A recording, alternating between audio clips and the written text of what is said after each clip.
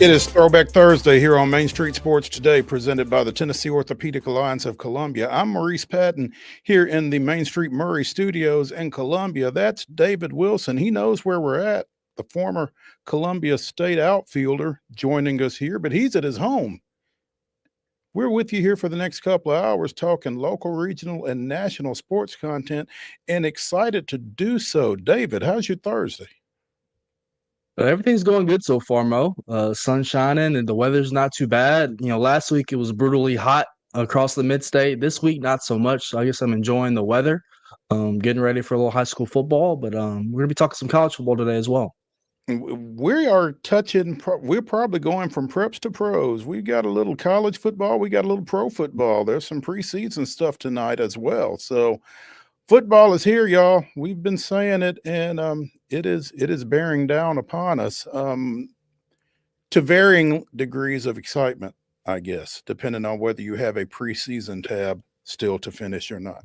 So, but I digress. Well, I must say some not to name names. Some people in our company have been pushing certain people to get those things done ASAP. So we had a conversation about that yesterday. So I think we're all ready for our magazines to be completed and out of the way. Yeah, I think that's it. Completed and out of the way being the key phrase there. Big show today. In the second hour, we will continue our college football previews as we check in with David TEEL of the Virginian Pilot out of Norfolk, talking a little Atlantic Coast Conference football. In our next segment on Coach's Corner, we are going to check out a video from MTSU Football Media Day on Tuesday, where I was able to sit down for a few minutes with second-year Blue Raider coach Derek Mason. And we'll also be talking about some Blue Raider unis. Yeah, it kind of need Wade for this one, but I think David and I will be okay. Wade is big into the fits, or in soccer, the kits. But we're going to talk a little bit about MTSU kind of scaling back. I think the phrase that was used in an article that we'll be referring to was, "We're not Oregon." So more along those lines, again, coming in Coach's Corner with Derek Mason here in the next segment. We'll also be talking a little Braves, disappointingly so. Some other Major League Baseball. Again, talking some NFL. We've got preseason football tonight. We've got the Titans on the road in joint practices. We've got a little NBA to get, WNBA, to get to. Some golf as well. And it is Throwback Thursday. We'll be throwing it back at the top of the second hour to a recent conversation that we had with Tennessee State University Athletics Director MIKKI Allen. Looking forward to replaying that. That was a lot of fun getting him out of a flurry of a weekend over on the TSU campus. A lot going on over there here of late, and glad to be able to go back and replay that interview that we had with MIKKI Allen here again at the top of the next hour. So be sure and check that out. But a lot going on, a lot to get to. David, what do you say? Think we should? Think we should. All right, well, let's do it. Let's get into today's show. We will start with yesterday's results and today's schedule on the rundown. This is the rundown. Major League Baseball. We mentioned the Braves last night. They were swept down in Truist Park by the Milwaukee Brewers, 5-4. The Brewers stay hot. They have the best record in Major League Baseball. So that's something we mentioned on yesterday's show, not only in the MLB chatter segment, but the grab bag as well. All those former Nashville Sounds, Andrew Vaughn, Blake Perkins, etc., making some noise up there with Milwaukee Brewers, as once again they hold the best record in Major League Baseball. The Miami Marlins salvaged the series yesterday down in Miami. They defeated the Houston Astros 6-4. The Marlins are making a push to the playoffs, as we mentioned yesterday as well. They swept the New York Yankees this past weekend for the first time in franchise history, just a couple games below the 500 mark. Last night at First Horizon Park, the Sounds fell to the Jacksonville Jumbo Shrimp 9-0. Jumbo Shrimp have taken the first two games of that series. Last night in the W, the Las Vegas Aces defeated the Golden State Valkyries 78-72. Those are last night's results. Today, 6:15 start down at Truist Field as the Braves continue their homestand against those Miami Marlins. That's a 6:15 first pitch. You can see it both on the MLB Network and on FanDuel Sports. The Sounds continue their series against the Marlins AAA affiliate, the Jacksonville Jumbo Shrimp. That's a 6:35 start. It is Throwback Thursday out at First Horizon. It is also Ogtoberfest. That should be interesting. WNBA action tonight, 7 o'clock. You can see it on Amazon Prime. It's the Atlanta Dream at the Chicago Sky. Couple of 9 o'clock starts as the Connecticut Sun goes cross country taking on the LA Sparks. And also at 9 o'clock, and this one is the second half of the Amazon Prime telecast, you've got the Indiana Fever at the Phoenix Mercury. Preseason NFL action, 6 o'clock this evening on the NFL Network. It is the Colts at the Ravens. At 6:30, it's Cincinnati at Philadelphia, and the second half of the NFL Network doubleheader at 9, it's the return of Pete Carroll to the Pacific Northwest as the Las Vegas Raiders go to the Seattle Seahawks. Golf action. The FedEx St. Jude Championship has teed off down in Memphis. We will try to get you some updates here at some point over the next couple of hours. We've also got there's some more golf that we're going to be touching on in the grab bag in the final segment of the show. So we will get y'all caught up on the links. But right now, those were yesterday's results. That is today's schedule. And ladies and gentlemen, that concludes your rundown.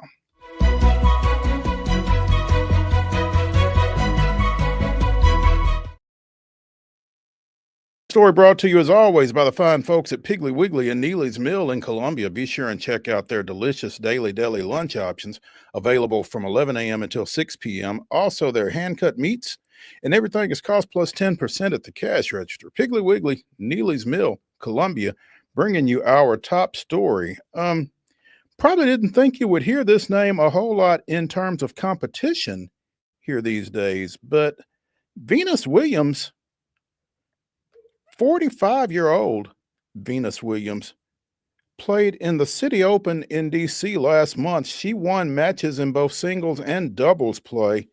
She is currently playing in the Cincinnati Open and is expected to play in mixed doubles in the U.S. Open coming up.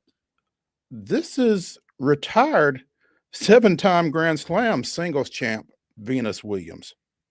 But apparently she doesn't like the phrase retirement a whole lot. Now, she's saying that this U.S. Open competition will probably be the last for her for 25.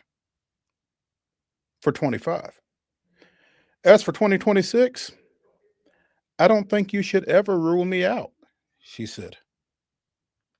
Now, again, this is 45-year-old Venus Williams, which would make next year she would be 46-year-old Venus Williams. That's pretty good math. But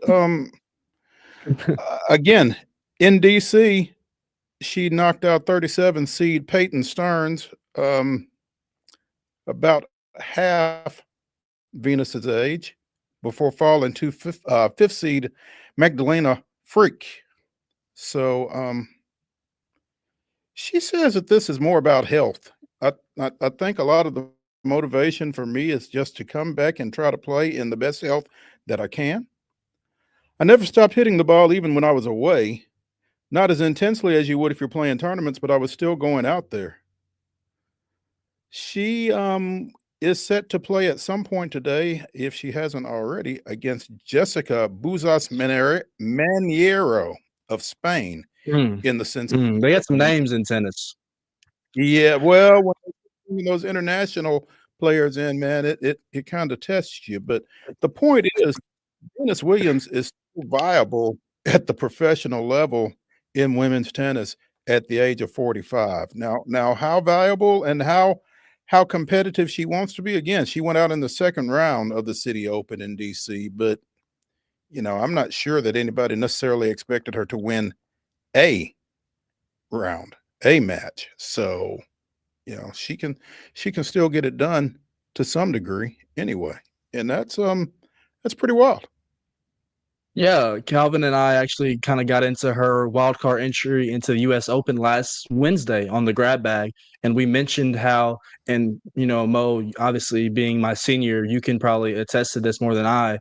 Anytime you hear the last name Williams when it comes to tennis, though, it's still going to bring eyes and ears to the sport, correct? I don't know if it's kind of wrong to say this, but to the level of effect that Tiger Woods does for golf, almost like the Williams sisters are tennis royalty. So I think anytime they make news, obviously Serena, probably the greatest women's tennis player of all time. Venus, obviously, right up there with her sister. So this was definitely news that made the rounds. And obviously, you mentioned kind of her health scares over the last couple years. So more than anything, it's just good to see her out there healthy and somewhat competitive. We'll see how far she goes. But with her age, like I said, you're competing against young ladies almost two times below your age. So good to see her out there doing what she loves for sure. Yeah, it really is. I mean, and to your point, as long as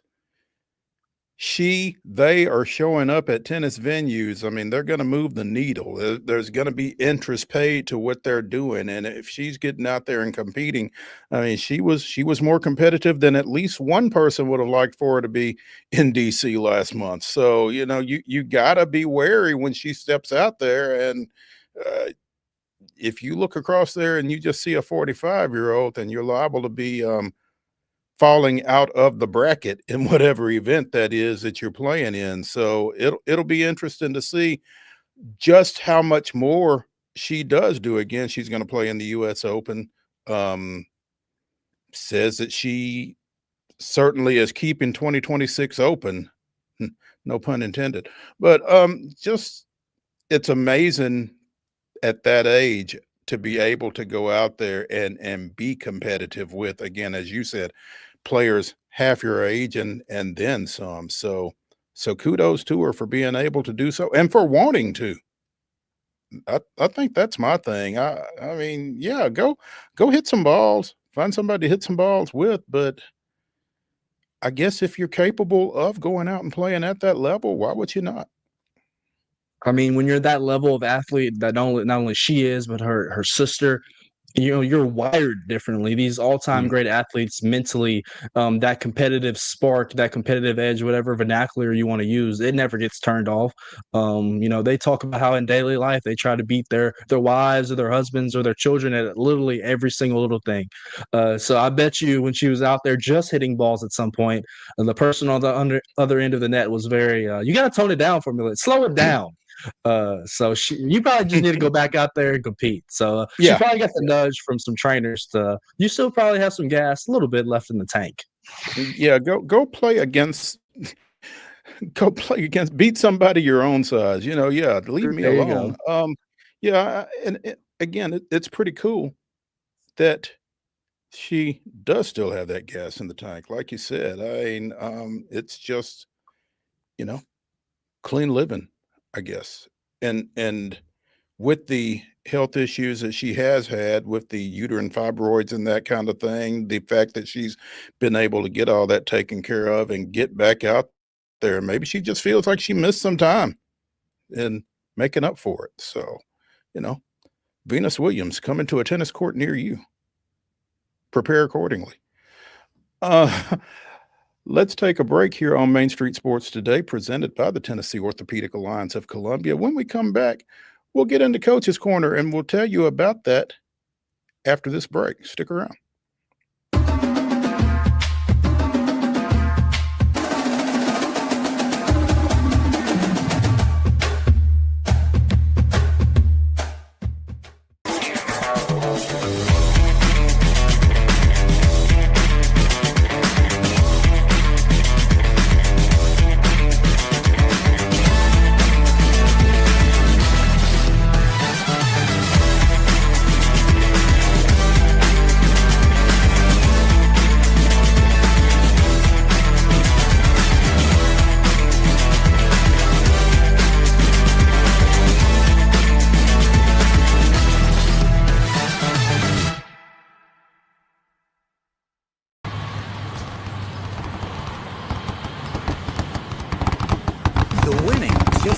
closer. All new Sportsbook, the latest gaming machines, live horse racing, and more. The Mick Gaming Hall, Kentucky Downs. Winning just got closer.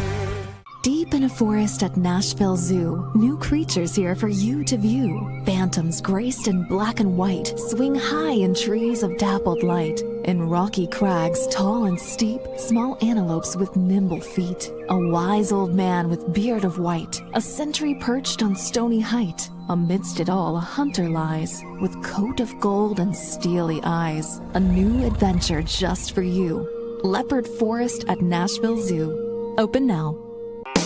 Busy bee, yeah, busy bee.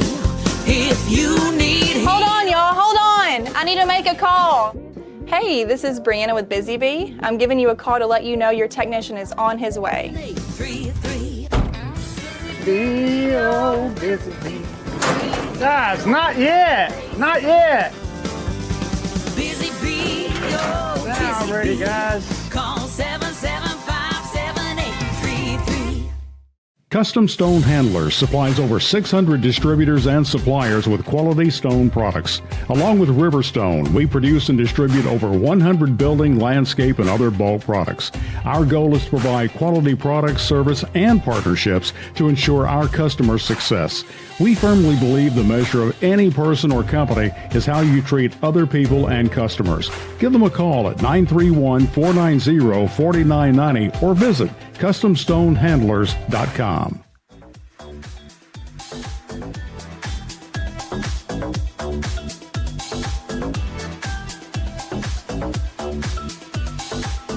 Throwback Thursday continues here on Main Street Sports Today, presented by the Tennessee Orthopedic Alliance of Columbia. That's David Wilson. I'm Maurice Patton. This is Coach's Corner, and it's a bit of a twist. We went over to MTSU Football Media Days on Tuesday, caught up with offensive coordinator Bodie Reeder, defensive coordinator Brian Stewart, quarterback Nick Vadiato, and the head coach of the Blue Raiders, Derek Mason, and got some video with each of them. We are about to play our interview with Coach Mason, and we'll apologize in advance. The audio might not have been the greatest. Your audio engineer, who doubled as your interviewer, kind of working on some things. But it's nice to be able to catch up with Coach Mason and kind of get his thoughts as he heads into season number 2 of Blue Raider football. And when we come out of this, there was an article in Sidelines, the campus newspaper at MTSU this week, addressing MTSU's uniform combinations for the upcoming season. And it was really enlightening stuff. I'm looking forward to getting into this after we get done with our conversation with Derek Mason. So stick around after we get done. Mark, you're up. Better right here. No problem. In the house. Middle Tennessee State football coach Derek Mason joining us here on Main Street Sports Today. Yes. Coach, thanks for joining me, first of all. Yeah. Come on. Year 2. Yes. What do you feel like you learned from last year as you head into the second season here at Murfreesboro? Yeah. Well, acquisition of talent is important. Building culture, okay, in this ever-changing landscape of college football, important. Get your returning quarterback, or get a returning quarterback to stay here, extremely important. But really, more than anything else, right? That it does take time to build a program. I think the alignment was there. Dr. McPhee, Chris, myself. Year 1 didn't necessarily go the way we wanted it to, but I think we understood that there were going to be some growing pains. Wanted things to come faster, but it sort of goes the way it's supposed to go. It flows the way it's supposed to go. But I think what we've done since December in acquisition, retention, creating culture, building accessories, what this place looks like, it's changed. It feels different. So the reality is we're in phase 2, okay, man, of a reconstruction that I think is going to be great for MTSU football, Middle Tennessee, and Blue Raider fans alike. How does that look on the field? it's got to look physical. We're longer. Okay, we're more athletic up front. Both sides of the ball. Our young guys on defense have grown up. Okay, we've gone out to get guys like Jacob Otts. Okay, Habanowski. You know, Otts from, you know, he wound up in Rhode Island, played a lot of football. You know, been there, but big, long, athletic. Habanowski played at Ohio University. Ohio University has won and continue to win. So we went to go get guys that had a lot of play experience, right? Guys that were glue guys at their programs that wanted different challenges in terms of what that looked like. We built this thing, you know, from some of the pieces that we had, but, you know, the acquisition piece of talent and depth was needed and necessary, but you had to start up front in order to be able to do it. Obviously, you know, the transfer portal, give it, the transfer portal, take it away. I mean, that's kind of where you're at in this landscape of college football. But you've talked about retention. Your defensive coordinator, Brian Stewart, also talked about retention and keeping guys. That's right. And you mentioned the quarterback. Yeah. Keeping a guy like him who's had the success that he's had. I mean, what are the conversations like when you're re-recruiting your own guys? Yeah, you know, it can be tough, right? Because, you know, when you don't have the success that you want to have, the success that they would like to have, well, then obviously people get in their ear. People start to talk to them about, okay, like your next stop. We have this. We can do that. But I'll give you two examples. Parker Hughes and Nick Variato. Those guys came in with DeMonte Smith. All those guys had opportunities to go other places and chose to stay. They felt like this is their home. But they also knew things were coming. They also saw and were heavily involved in the recruiting process that started like in December. Okay, so we had to get them to buy into like this simple fact: we're not far away. We just need you, okay, to lead the way, okay, along with us. And you know what? It's going to be collaborative. Okay, I'm not asking you to do something that I'm not willing to do myself. Okay, or our coaches, but they also saw, you know, like this coming, right? And how often in your career do you get a chance to open something new? Okay, in that's a legacy to the people that came before you. Okay, but you get a chance to walk in it, okay, and leave those first imprints of what it can be. I think that was a heavy message to some of these guys. Okay, what's going to be your legacy? Because the guys on that wall in there, the guys that are the All-Americans, the All-Conference, the captains, they did their due diligence. What's your due diligence going to look like? And they not only bought into that, they sort of being Blue Raiders who were seeing, you know, the journey want to finish theirs here. You talk about the Student Athlete Performance Center here over our shoulder and the impact that's had. I had a chance to talk to Jaden Owens when it opened last week. You know, for some of these incoming kids who have never seen anything else, you know, how do you get across to them the significance of this? Well, again, I think it's the stories, right? It's the stories on the wall. See, you can't go to your meeting room. You can't go by your team room without recognizing that there's been some sacrifice, like from me. We're not even done, you know, with telling the stories. You know, I had our team look at the banners down there. You know, like the champions that have come through here, the 50s, the 60s, okay, the 80s, okay, the 90s, the 2000s. Like, that's history. See, like before, when we were meeting up in Hendricks, couldn't see the history. You know, you went into the locker room, there wasn't anything up in the locker room that spoke to the history. But now everywhere you go, there's something historical. Like in your rooms, you can see the guys who paved the way. Right? This building was built on their shoulders. And so, like, you're renting the jersey. You don't own it. So at the end of the day, these dudes are always watching. That's why they're on the wall. They're always watching you, how you work and what you do. So you got eyes watching to pay homage. You've been in the building for about a week. I was asking Chris Massaro a little bit ago. Right. What did they miss?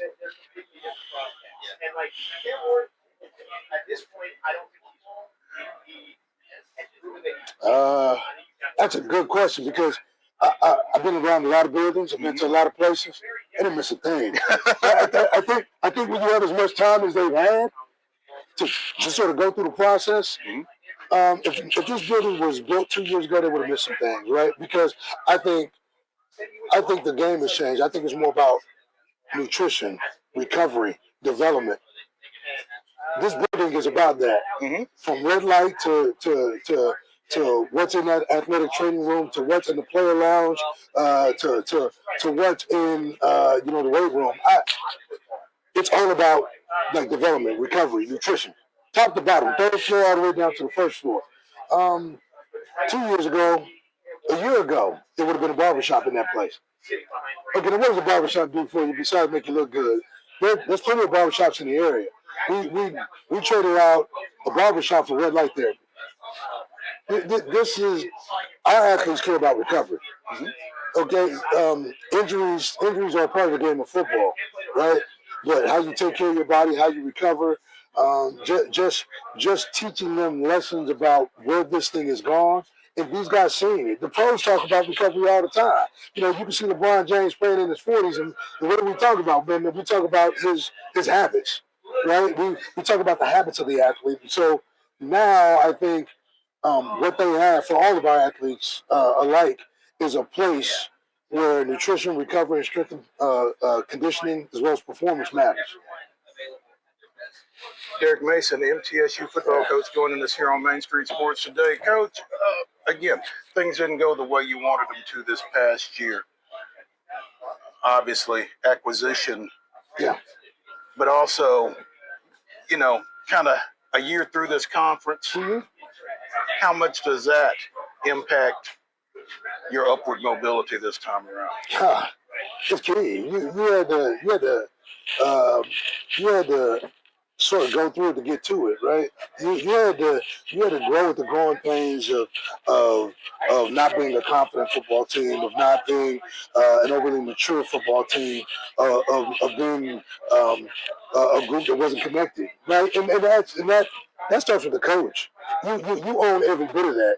But I think like how you go through those learning lessons is that you journal, you write a lot of things down, you ask people. Okay, you ask players. You ask people what they see. Look, if all I'm doing is looking through the lens of my own, okay, well, that's a very narrow view. You have to ask people, and you have to be ready for people to be, critical. Don't ask if you don't want to know. Correct. but here's the deal, right? Growth is optional, change is inevitable. Right? I think that's sort of what happens. So you can say to yourself, do you want to get better, or do you just want to, live in this world of insanity where you just try to do the same things over and over again and expecting different results? I didn't want to live in a world of insanity. We needed to, as a program, live in this space where we were highly critical of ourselves. And it started with self, and then we let the people tell us exactly what they saw, and then we got to the idea of, okay, let's burn down the hatches, let's burn the boats, right? Let's do the work that needs to be done, and let's make sure that every day, man, we sort of check and balance what that looks like. Because if you don't have a check and balance in terms of what you're doing, then all you're doing is hoping that something happens versus trying to manifest things going the way you need them to go. I think this guy missed out on a hell of a marketing career, but growth is optional, change is inevitable. That should be on a shirt somewhere. Is it on a shirt somewhere? No, it's not on a shirt anywhere. I just think over time that's what you start to experience, right? We have experiences in life.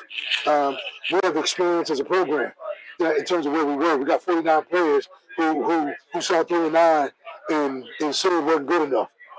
And so in order to reset the standard, you have to understand what your standard is. And I think by having the winter of restoration, okay, a spring of restoration, a summer of restoration, the reclamation has started.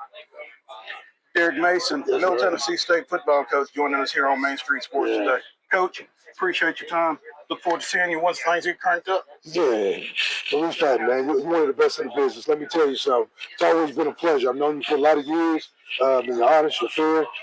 You understand what it is to be a Blue Raider. You understand what all these things mean. I thank you for having me on your show, and let's go Blue. Let's go Blue.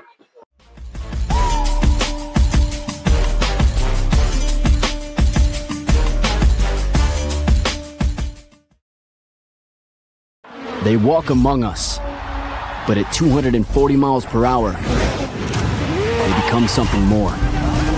They're thrill seekers, risk takers, and maybe just a little bit unhinged.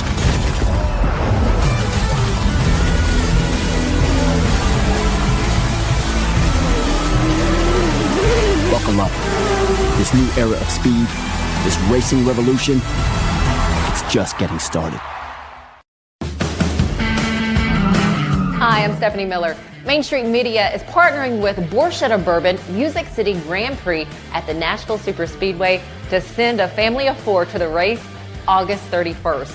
To register, please visit any Main Street Media website and look for the Register Here banner. You'll also receive some fantastic Borchetta Bourbon Music City merchandise.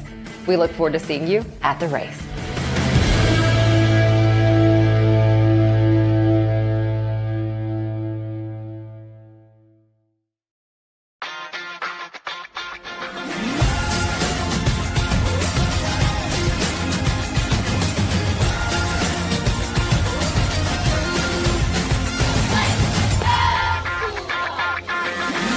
Zion Christian Academy at zioneagles.org or 931-388-7531. You can schedule your appointment to visit their beautiful campus. Again, zioneagles.org or 931-7531 to schedule your visit today.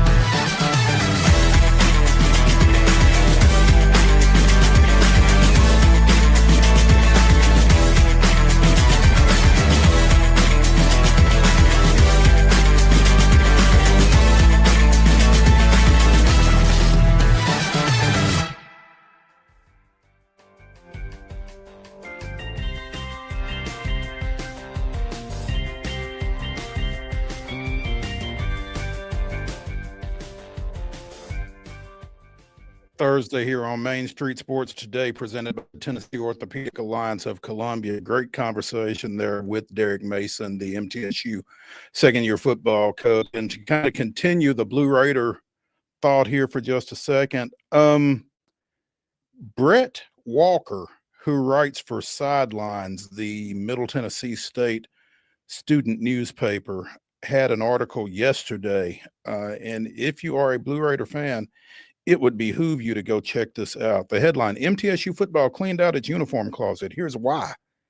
And it really kind of caught me because, I mean, I liked the blackouts and I liked all of the, the gray and all of the different options that MTSU was wearing on the field over the last few years. But this is a really deep dive into how, particularly in this era of, financial austerity, for lack of a better phrase, kind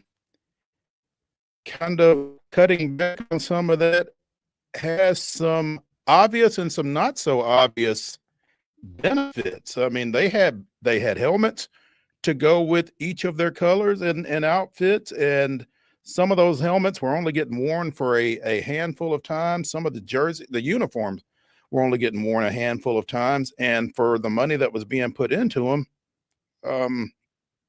the juice wasn't necessarily worth the squeeze.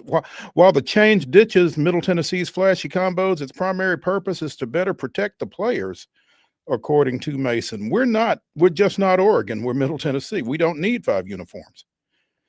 Nowadays, where we've gone at MTSU is more about the things that matter. We put our student athletes in the best possible gear that they can wear for safety standards. That's a different place than we were a year ago. We made the choice to look at the smart dollar. So again, and a lot of this goes back to the welcoming in of Dana Marquez, longtime Auburn equipment director, who looked at everything that MTSU was doing, helmets, uniforms, the whole 9 yards, and found some places that they could pare back and save a lot of money. And again, when you're talking about a mid-major FBS program such as MTSU, $84,000 per uniform set makes a little bit A of lot of coin. a hit. Yeah, that is a lot of coin. That is a lot of coin. And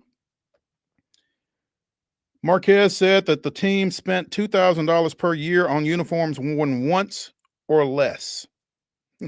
That's not even financially smart. The next thing was we had 408 helmets, gray, white, blue, black. And I'm like, we don't have the equipment department here to handle that inventory, more or less the safety around that inventory, because keeping your helmets, up to specs and that kind of thing becomes an issue as well. And when they're not getting worn, they're sitting, they're not being used, and you still got to keep them up to safety specifications and that kind of thing. So there's a lot there. The helmet project, again, according to this article, is going to save MTSU football $600,000 over a 3-year span, and likely as much as $2 million, according to Marquez. So, and that's money they can put toward staffing and toward NIL. So, yeah. Mo, you put this on the docket for me to read last night. It's a fascinating read for sure. I think we all kind of knew logistically how much running a athletic program, specifically a college football program, costs, just with the amount of players and jerseys and helmets and all the equipment that you have to provide for them.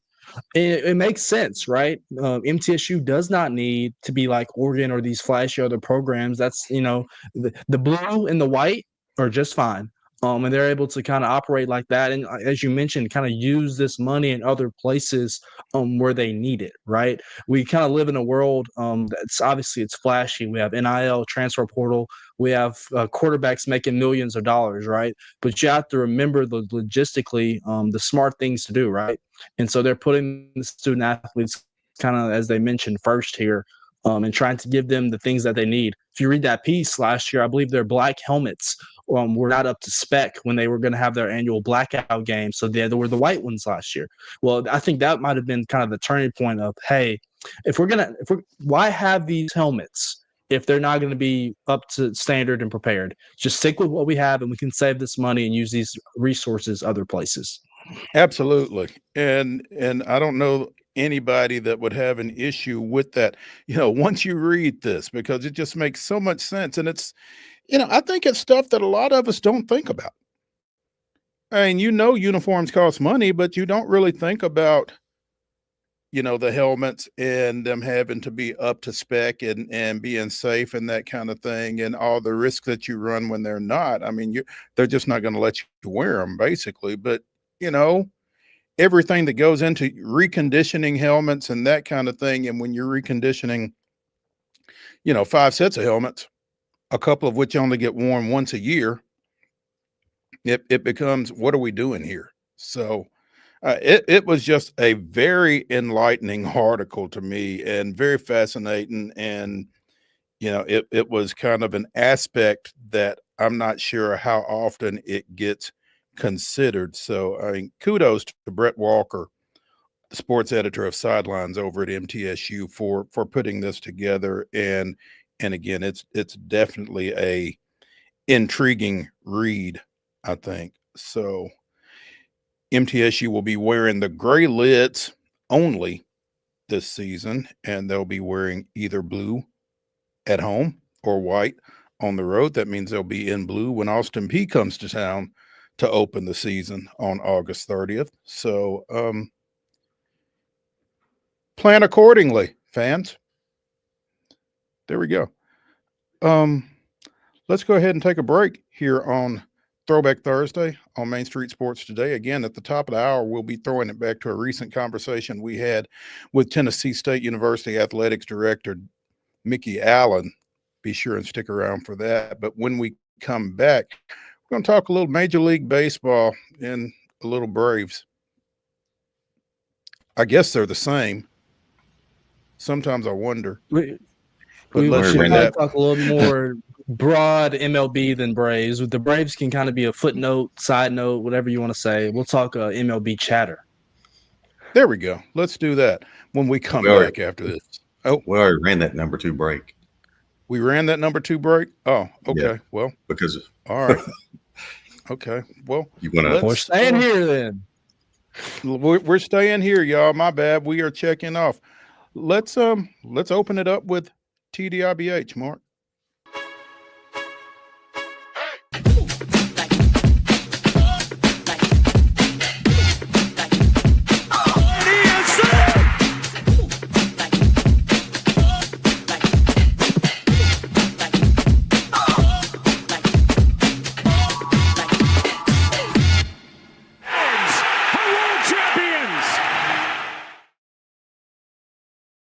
August 7th, 2001, Greg Maddux gave up 5 runs on 11 hits over 6 innings, but no walks, as the Braves edged visiting Houston 6-5.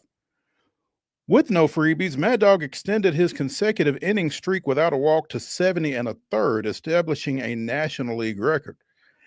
Maddox's run ended in his next start against Arizona with an intentional walk in the third. His mark of 72 1/3 consecutive innings without a walk still stands as an NL record, 12 short of the major league record of 84 1/3 set by Bill Fisher of the 1962 Kansas City Athletics.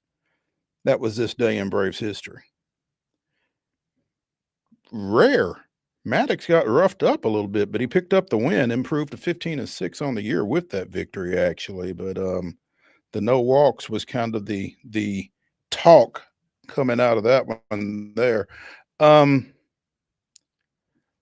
Milwaukee yesterday, and I had earlier written down 5-3 because I forgot about that lightning bolt that Michael Harris II hit into the right center field seats in the 9th. And if the Braves can't take anything else out of this recent stretch of play, getting MH2, getting Money Mike going again has been something positive, I think, and that's something that we can kind of hang our hats on here over this last little bit if he can kind of maintain that as we close out this season, because you had folks in Braves country talking about sending him down to Gwinnett earlier this year. Yeah, he's been able to kind of figure things out at the big league level, right? And this season can afford that. Obviously they're not in the chase for a pennant, so he's able to kind of work through his struggles. And really, from what just the visuals and him talking and being interviewed, it's just a hand adjustment. His hands are in a different spot now. His swing looks so much cleaner. He's hitting the ball harder. Even the outs he's made recently, he's hitting the ball harder. And I think those are the signs and things that you look for. Mo, you mentioned just what do Braves fans kind of have to hope for? I think the thing is obviously getting everybody healthy through the rest of the season is a big deal. Obviously guys like Lopez and Schwellenbach and Sale, Jimenez, all those guys have been on the injured list for quite a while now. So hopefully getting them healthy to the point where, come spring training next year, they're ready to go. Another development that obviously we've talked about, Mo, but Braves fans are really hoping that Drake Baldwin can win Rookie of the Year. Not only is that just something really cool that promotes his growth, he's a fantastic young player. It also nets the Braves a draft pick next year early on that they can use, obviously, to get another player. So they have some incentives, we'll say, in Drake Baldwin winning Rookie of the Year, and he's going to probably get a little boost now, obviously, with Jacob Mizorowski of the Brewers going on the injured list. So yesterday, Calvin and I kind of transitioned, Mo. We were obviously talked about a little Braves, but we wanted to give our due flowers to the Milwaukee Brewers, who obviously their AAA affiliate is the Nashville Sounds, and there are a bunch of Nashville Sounds up there that are making some noise for the Brew Crew.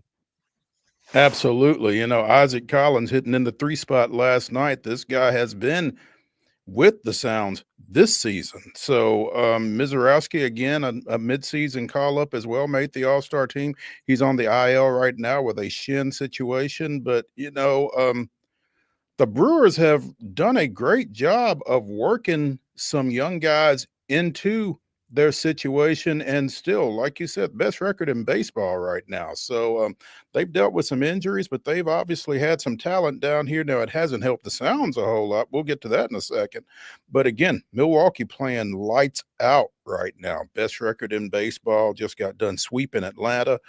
Not that that's necessarily a great accomplishment given where Atlanta is at this point. In fact, looking at a tweet yesterday from Grant McCauley, the Braves currently have the second best odds of getting the number 1 pick in the 2026 draft. Only the White Sox have better odds. So, I mean, I guess if you're going to be bad, you might as well get something out of it. I guess my first reaction to that is how far, the mighty have fallen. You think about over the last 7 years, from the run that we've been on, after the World Series in 21, we're thinking, how many more can we get with this core that we have? And it just makes you really wonder now, Mo. Obviously, the injuries have played a part this year. I'm not going to say they haven't, but there are other issues besides injuries that fault with this roster and its construction. So, I guess the question is do you really think that this is the end? Because I think a lot of Braves fans would be very upset with a let's just run it back next year approach this offseason. I think there needs to be some changes, at least personnel wise, in some facets of the ball club. I don't think you can run it back. I mean, this team is 47-66 right now. If they lose tonight to Miami, they'll be 20 games under 500. I don't think that's anything that anybody would have ever envisioned for this 2025 Braves iteration. So I don't think you can run it back. I think you've got to do some things. Shortstop has reached critical mass. You got to do something there. You got to get more offense out of that position than we've got. And I don't know what happens with Profar on the field. I don't know if you go out and get something else. I'm not sure what his contract situation is.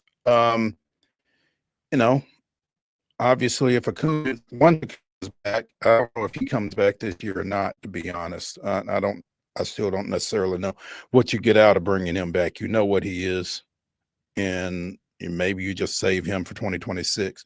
But you got to figure out probably what you're going to do with Sale. Are you going to bring him back, or do you try to get something for him on the trade market this offseason? And I think a lot of that depends on just how viable you think the Braves are in terms of 2026 postseason play. Where is Strider physically at this point? Where will Schwellenbach be? Goodness gracious, he was developing into an ace caliber pitcher before he had his elbow situation. AJ Smith-Shawver, where is he? And there's no way you could necessarily predict all of the injuries that the Braves have had, and not just in the pitching. Austin Riley's out again. So you've got to hit a balance between getting some folks healthy and not being satisfied to just run it back. So that's why Anthopoulos makes the big bucks, because, deciding who maybe to trim off of this roster and who to bring back and who you can depend on and that kind of thing. I think that's kind of where they are. But that said, Yeah. I do feel like healthy, this team isn't that far away. Right. And, a really good point. Obviously, we've had Chris Domino from 680 The Fan down in Atlanta on this show several times, and he's asked a lot of, really hard-hitting and interesting questions. Is Alex Anthopoulos hands tied? Liberty Media, where they fit in this equation, whether it's spending money, not spending money.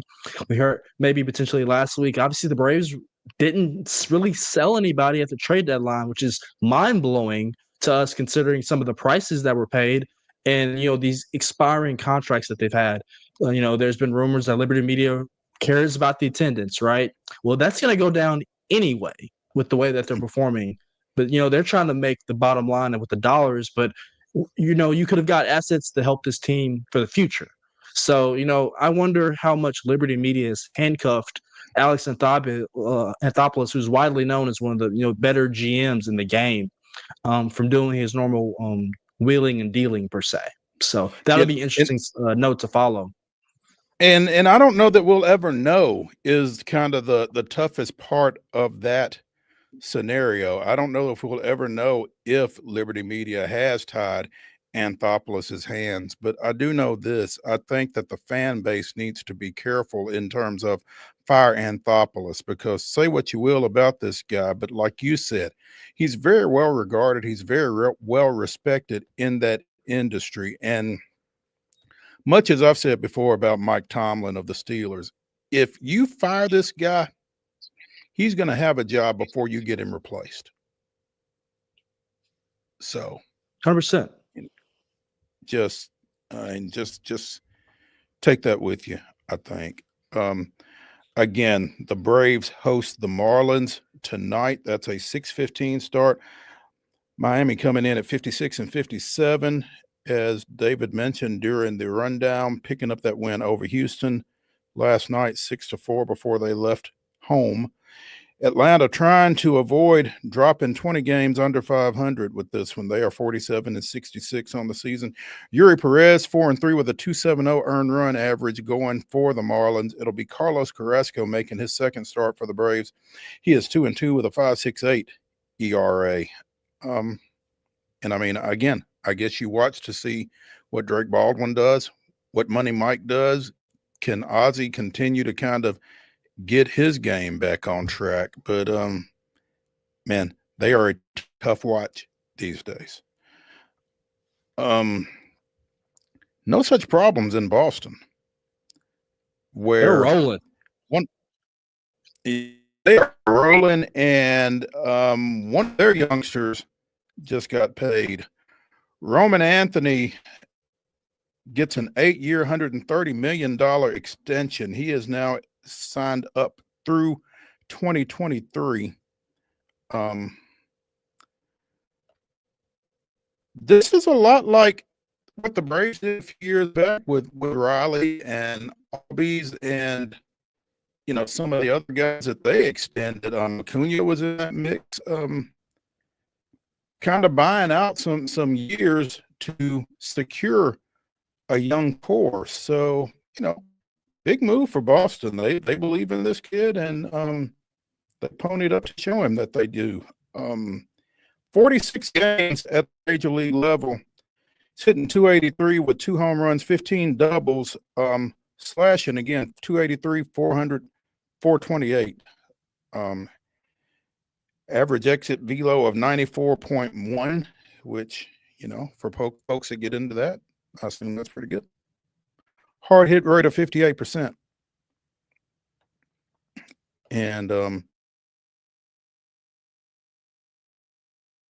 sorry about that, guys. Waiting on Mo right here with his technical difficulties. Obviously, right there talking about extending prized prospect Roman Anthony, who was the #1 prospect according to MLB Pipeline in Major League Baseball. That's generational top money for a 21-year-old who's just now breaking up into the bigs.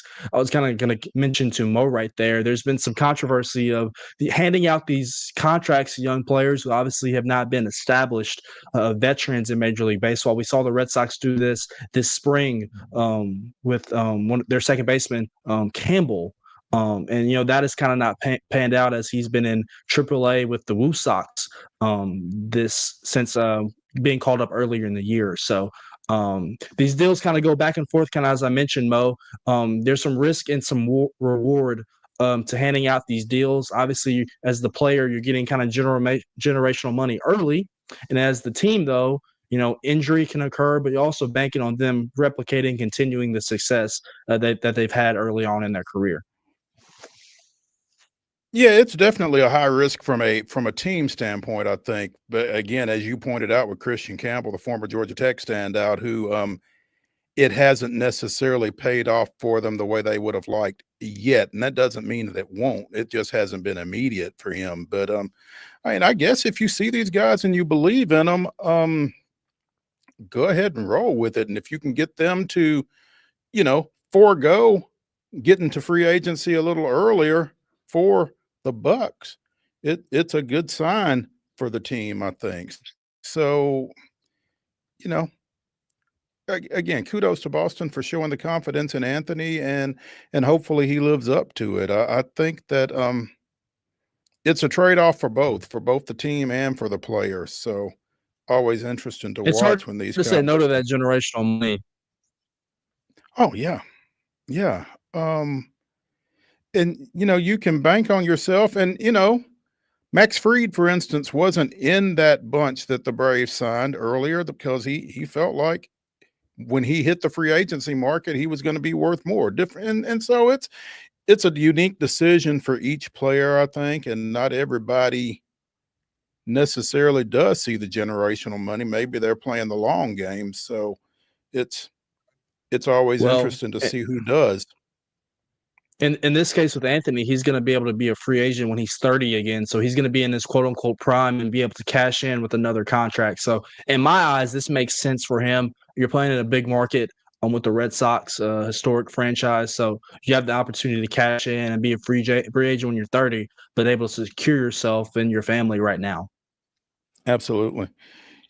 You know, we talked about Miami being hot. Boston's playing some pretty good ball right now, but Toronto,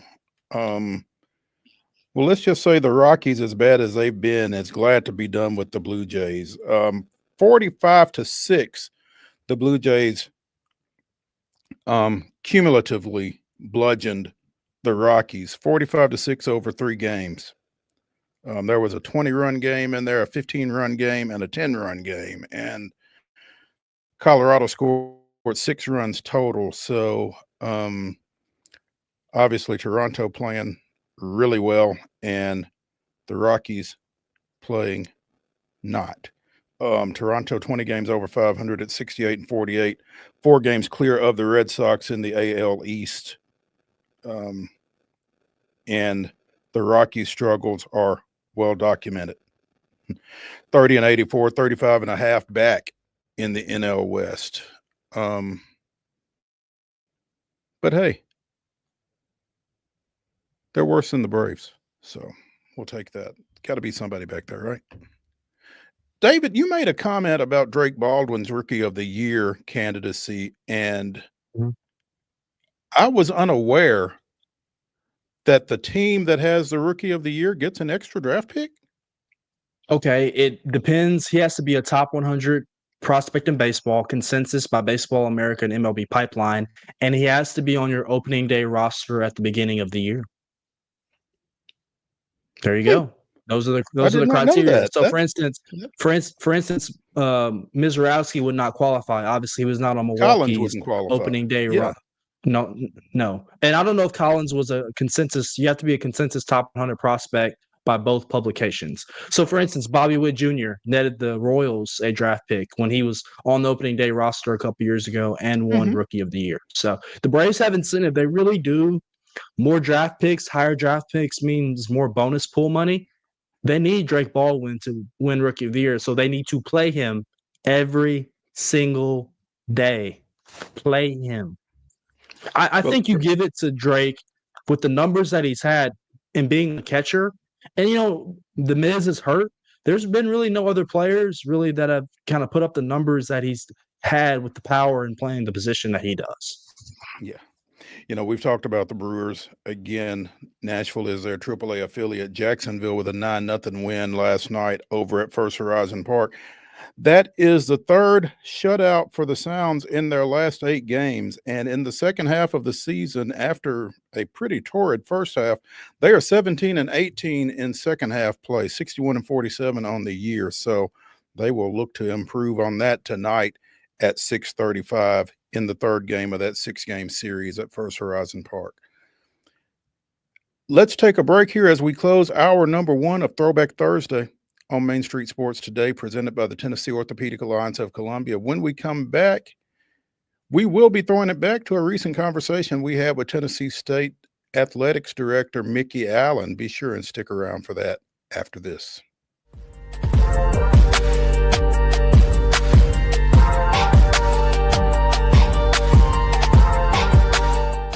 Jones & Lang Sporting Goods here in Columbia has been outfitting teams, officials, and anybody else from T-ball to college for 50-plus years. Be sure and check them out at 931-388-8060 or online at jonesandlang.com. Jones & Lang Sporting Goods, the look of a winner. Zion Christian Academy at zioneagles.org or 931-388-7531. You can schedule your appointment to visit their beautiful campus. Again, zioneagles.org or 931-7531 to schedule your visit today.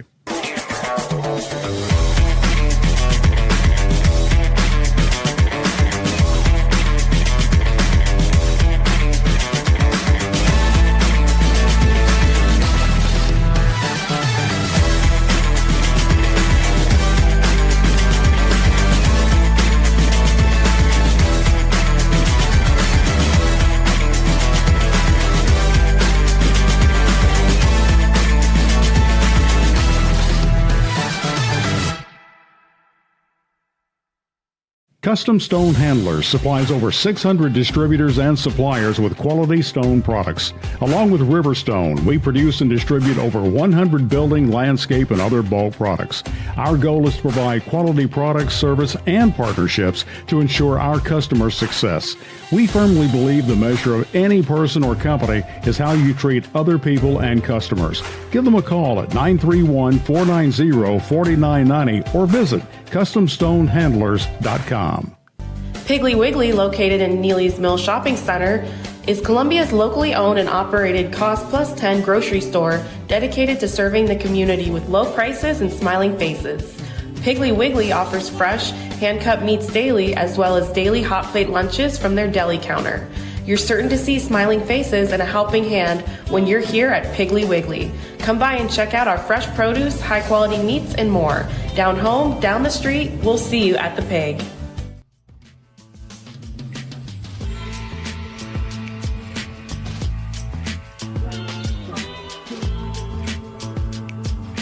Eagle has landed. Welcome into Main Street Sports today, Dr. MIKKI Allen, Athletics Director at Tennessee State. Coach, Dr. Allen, still got your press conference duds on, looks like. Thanks for joining us. I do, man. I got to stay in my attire. But no, it was a great day for the Tigers, and we're elated to have our 18th head coach in place. It's been a process, but I know I hit it right. Clearly you did. And, Mickey, kind of take us through the thought process from the time that Penny steps away to, contacting Coach Smith and being able to nail that down. Because, again, you elevated Eric Buggs from the assistant role to the interim role, and the conventional thought would have been, let's just kind of hold this thing in the road, especially given the late hour of the coaching change and that kind of thing, and just kind of keep together what we've got. We talked to Coach Collins last year, and, rebuilding that roster after the transfer portal and everything was really tough. Just maintaining that consistency, I don't think anybody would have argued with that. What prompted you to do otherwise? Well, just from a stability standpoint, in my chair, you have to weigh short term versus long term, and look at what those potential outcomes would be, and how those decisions, being staying with an interim or getting a permanent coach in place and solidifying a contract, how that plays and has an impact on your program long term. And really, when I thought about our recruiting, the recruiting aspect of our program, today's college landscape is so volatile. And so, you got the NIL, you got the revenue gen space. You don't want a situation where you're going through the year with uncertainty on year to year. Is this going to be the guy long term? And so, though Eric Buggs did a phenomenal job, he did a phenomenal job. We definitely appreciate what he did with the program, but I just felt if we could get in the marketplace, and Nolan, through my network, we had some conversation when I first contacted him. He said this was a dream job. That resounded well in my ears, and I was like, hey, when you got an opportunity to get a Nolan Smith, you go for it, and you go after it with intent. And there was mutual respect for where he was as a rising star in this league, and for our program, there was also reciprocation in terms of his energy and what he thought this opportunity could mean for his career, and how he could advance us forward and take that next step. Mickey, considering kind of where we're at in the calendar, Mo and I just talked about it, feels like a smash for you guys. And then also considering, it sounds like he was the first choice, and you guys were his first choice. Was there a second or third choice, or maybe can you give us some insight to what maybe the logic tree was, kind of if it didn't pan out with Nolan? Yeah, we had a lot of great candidates. Though it was a unique time, in terms of when Coach Collins informed me that he's going to be transitioning to the Grizzlies. You typically are not hiring a basketball coach in July. That goes on during the Final Four, sometimes in March and April. But you take each situation. I mean, I went through it with Coach George. I mean, you're typically not hiring your football coach in March, but you navigate accordingly, and then you weigh all your options and you look at your prospect pool, who fits, your current roster, who fits your campus. You go through that process and you do the vetting process with your president because you want to make sure that the academic and athletic initiatives and mission align and that there's alignment there. And so we took all that in consideration. President Tucker's been great in terms of, allowing me to vet and do my job. And he fully trusts me, and I trust his leadership here. And when we got on the phone and we got in front of Nolan, heard all great things about him through my network. The Houston family, Coach Wade Houston, Allen Houston, he's been a part of that family with the Louisville connection. They're like, Uncle Wade, he's like a play father to me. Allen Houston is well, play brother. And so that made a huge impact in terms of what they felt about Nolan. Then my brother's an NBA coach. Chasen Allen, he's with the Phoenix Suns.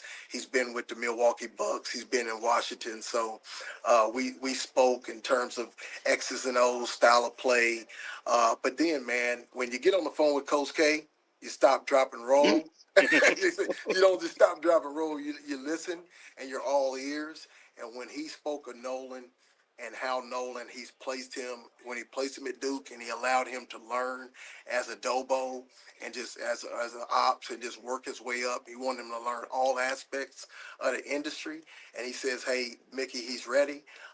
Your hair stands up on your arms. We talked an hour, just getting insight from him and knowing that he's going to be with Nolan lockstep in terms of his process and getting us to the next level. The Duke family's in on this. Yep. How in are they? Any TSU Duke games coming out of this? Oh, man, well, that would be awesome. I know Dana gave them a run for their money. They lost by 10 points. I want to say like around 2015, 16, somewhere in there. But, it'd be phenomenal. Nolan wants to play his teammate, John Shire. So we do anticipate that could come about sooner than later. But we talked today. We're playing Tennessee this year in Knoxville, which, that's my alma mater, one of my alma maters. We're looking forward to that. And you got to play the best. You got to get your brand out there. You got to be relevant.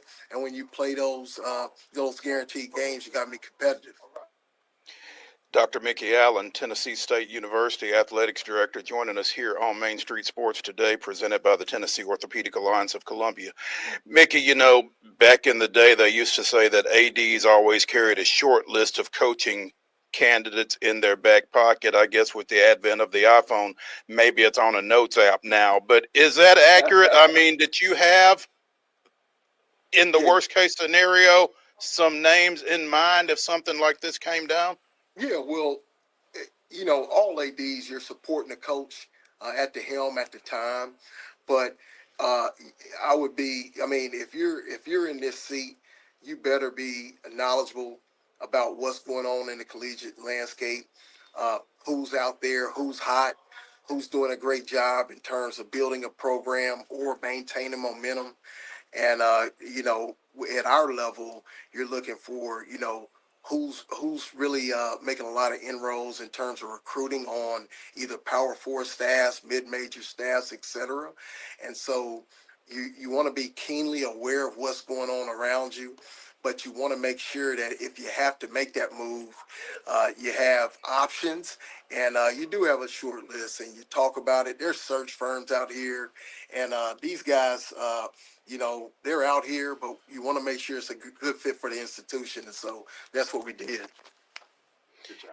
You mentioned it a little bit ago. You talked about Eddie George and the timing of his departure to Bowling Green. And I'll just tell you, I don't know how you came on Reggie Barlow, but that just to get these two hires within 4 or 5 months of each other, man, I admire the job that you did with those two jobs, Mickey. I just do, just because I appreciate it, Marvin. you couldn't have seen either of them coming, Yeah. and to bounce back in such a manner as to get a Reggie Barlow with the resume that he brings to Nashville, and then to follow that up with today's official announcement of Nolan Smith. That's just some fantastic work from an AD's position, man. I hope you get all the kudos you deserve for that. Well, I appreciate you, and man, you've been around this industry, and you've seen the ebbs and flows of it, and different things happen. And so I've just had great mentors, and I'm a people person, so I got a good network of people I trust, from Coach Former to David Cutcliffe to NBA coaches. I'm all over, and it's expansive, and even high school. Played for the great Carlton Flat, which you covered, Reese, and so. But everyone that's in that network and in that loop, they all are strategic thinkers, and they don't react. They're always proactive, right?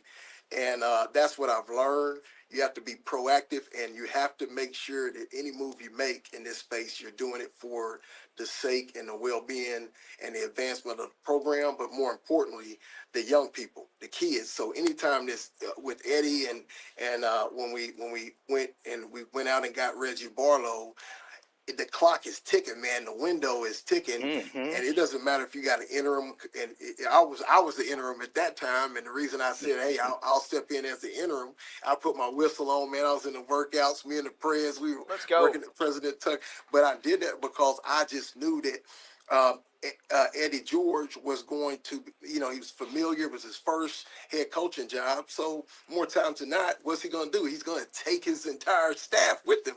And so, what you don't want to do is, put someone in an interim capacity that might not be there the day after he leaves or the next day. And so it's a lot of variables, but you want to make sure that you're doing it within the right context of what you want for the kids, but that clock is ticking, man. And so just been blessed, man, to get these two special individuals.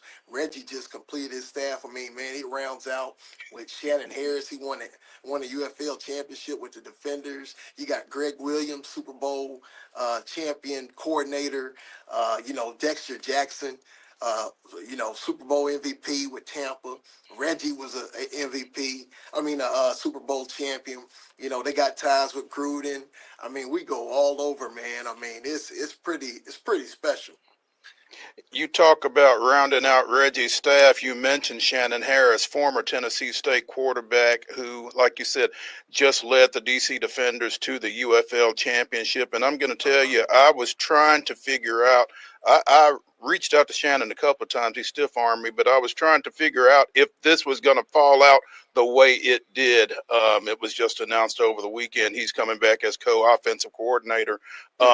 You also got Russ Ehrenfeld back, who has been on that campus before. He was on Shannon's staff in D.C. You also brought in Toriano Morgan, a former receiver at Tennessee State, who had been head coach down at Edward Waters down in Florida. So, I mean, this staff, if you're a TSU football fan, you've got some familiarity with a lot of these names, and you got to feel good about what Coach Barlow has done in terms of rounding that staff out, like you said, with guys that know the lay of the land here in town. That's important, and we have about a lot of individuals on that staff that are a byproduct of HBCU. Coach Barlow, his stint, obviously as a head coach at his alma mater, Alabama State, but he competed, against prominent HBCUs, and he was well aware of the history and the lineage of Tennessee State University. Nick Andrews is his receiver coach. He played for Coach Barlow. He's a byproduct of an HBCU, Alabama State. Cedric Thornton, byproduct of of an HBCU. And I mean, you go on and on. And you talk about our alums with Coach Morgan, Coach Harris, Kevin Mashak, who's our director of recruiting. He's been on the staff as a coach, but he's worked his way up and been at Texas A&M and Indiana, and so has a wealth of experience. And so, man, we just couldn't be more fortunate to have individuals that are around our young people that can help them navigate, but to also educate them on where they're at, where their shoes are at, and how they can win in this at Tennessee State in all aspects of life, not only in between the lines, but outside the lines as well. And so we're just fortunate that it all came together. Mickey, I could be wrong on this, but it sounds like a pretty good time to be a fan of TSU athletics. Let's go. Yeah, it is. And so, and we've been working towards it. We listen. You got to listen to your fan base, man.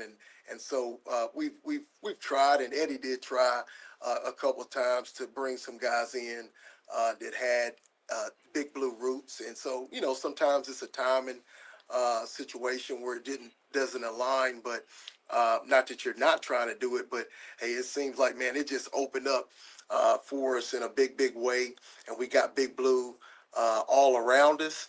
And I tell everybody, like, hey, Doc, how's the program doing? How's the program doing? I said, we're good, man. We left step, right step, breathe, repeat, like Pat Summer used to say. And every time you look up, man, I tell you, the sky's going to be blue. So, hey, we're rolling. The sky's the limit, man. Love it.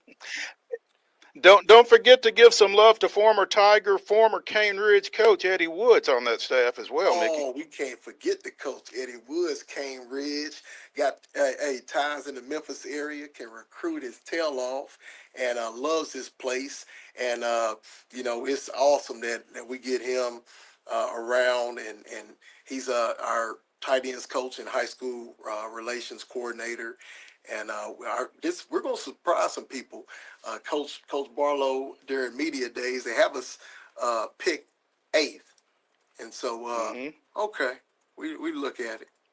I think he said it's cute. He said it's cute. Do you think, though, that Mickey, that some of that comes from just the unknown with Coach George having left, and with so many people having left either via graduation or via the portal, that kind of thing? You just don't know at this point? No, that's a fair assessment, Reese. I mean, and that's all over the collegiate landscape with the transfer portal and these windows, and just keeping up with, from a roster management analysis standpoint, individuals in your role and your guys. I mean, how you got to track it, and then it's changing. It's ever changing, and then how can you really have true predictives? Because I mean, it's just so new. The rosters are so new, and I think that's our case. Eddie, with Coach George going to Bowling Green, we really turned over, more than 40 student athletes. And so that's a big number when you're trying to say, hey, where do they stand in our rankings? So, but we're going to use it as fuel for fire. We're going to work our way up from 8th up. And so we got some good games on the schedule. We have our John Merritt Classic that starts. We'll kick off on August 30th against North Carolina A&T. They've never been a slouch, and we'll honor the great John Merritt and what he means to college football, one of the best ever. And then we'll go. We'll take on the Bison. They're coming, man. FCS national title at national champion. We'll play them here. They'll probably bring more than 8,000 fans. They do tailgating, and they do it all. I've been around it. Being on the FCS football committee, I was at the national championship game. They really got a good brand, and we wanted to play them. We played them last year, didn't fare well, but we feel we'll play them very well. It'll be a good football game for all football purists to come see on September the 6th, and then we'll take on Alabama A&M on the 13th, and then we got Howard for homecoming, man, on October the 18th. So it's rocking. You've also got Tennessee Tech coming in to open OVC Big South play on September 27th. Tech picked to win that conference, so you get an early chance to prove that 8th is cute, as Coach Barlow said. Yeah, and Coach Wilder, he's done a great job, at Tech. very, very early here. I want to say he was at Old Dominion, right? Did a great job there. And that community is a very tight-knit community. They want to be good in football. They want to be good in everything that they sponsor. And so, but we do too. And, you know, we're challenging our folks to make sure. Yeah, I was going to say, you know, we're challenging our group and our stakeholders to make sure we're relevant in terms of the investment, season tickets, supporting our foundation, but also supporting our young people coming to school here. And President Tucker, man, he has an initiative, man, and there he is right there. That's how often you get the president of the University of the great Tennessee State on? It's in the interview. Look at that. Oh, Dr. Tucker, thanks for joining us, man. We appreciate it. Like that You just top. gave me a promotion when you called me doctor, so hopefully I'm translate to my conversation. But I'm I sorry. don't have a PhD.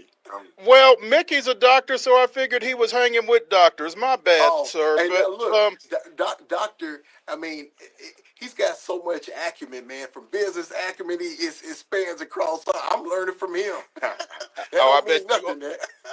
Hey, I spent 40 years in the credit card processing space, and I've ran organizations up to 50,000 employees, you know, 400, 500 million in revenue. So higher ed is something that I'm here to help reimagine, I guess, if you want to call it that. So, Mr. Dwayne Tucker, president of Tennessee State University, joining us along with Tennessee State AD MIKKI Allen, Dr. MIKKI Allen here on Main Street Sports Today. While I got both of y'all, and I appreciate you dropping by, we talked here in the last 10 days or so about the hockey situation with the team's debut getting pushed back to 26-27, but also with you all getting a financial influx of $250,000 from the Preds and the NHL.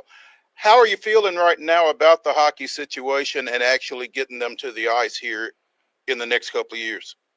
I'm feeling much better about it. I think the missed opportunity for Tennessee State after I got here and had a chance to look at the hockey program and how it was announced and structured, we really didn't have the funds set aside to be able to accommodate that program. So with that one, the last thing we wanted to do with the other financial challenges that we had was to make the financial challenges worse. So we wanted to make sure that we could raise the money. So the benefit of what the Predators are doing and others, it carries the expense associated with the coach and travel and allowing us to really do it the right way this time around and ensure that we can raise the money to cover the scholarships, the operating costs associated with the practice, and being able to travel. If we're going to do it, I'm a big believer, let's do it in a first-class manner. Let's don't start something and then end up like some other organizations where since you didn't plan for the money or raise the money up front, then you have to shut down the program 2 years later. We don't want to do that with hockey. So I'm excited about the fact that we're making progress, and I just think we need more time to go out and identify the donors, and I think there's quite a few out there, then make sure that we open up with all the cash that we need to do it in a first-class manner. That's awesome. Hey, sound like you got a doctorate to me, huh? Hey, without question. Yes, MIKKI sir. Allen, Dwayne Tucker from the campus of Tennessee State University joining us here on Main Street Sports Today, presented by the Tennessee Orthopedic Alliance of Columbia. We got a bonus, y'all. We appreciate it. Thank both of y'all for joining us here and look forward to catching up with y'all again soon. Well, thank you. Thank you, Maurice. Appreciate all you do. Okay, guys. Thank you. guys. We'll See you talk. soon.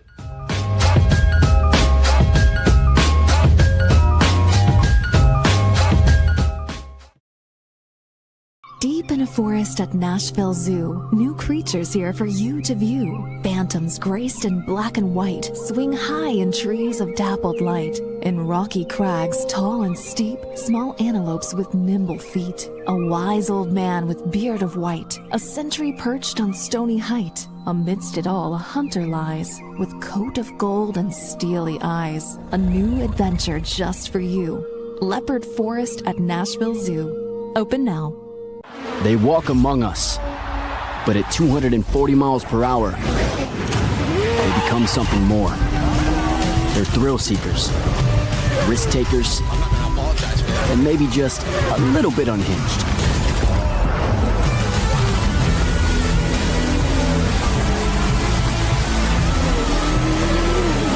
Buckle up. This new era of speed, this racing revolution, it's just getting started.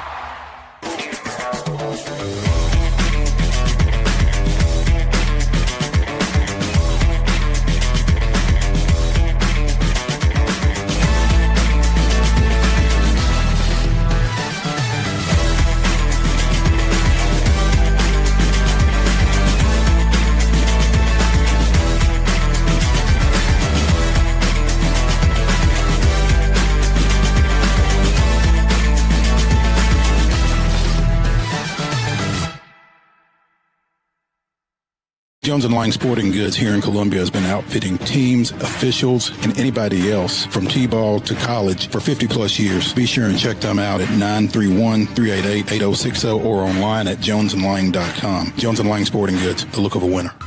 Piggly Wiggly, located in Neely's Mill Shopping Center, is Columbia's locally owned and operated Cost Plus 10 grocery store dedicated to serving the community with low prices and smiling faces.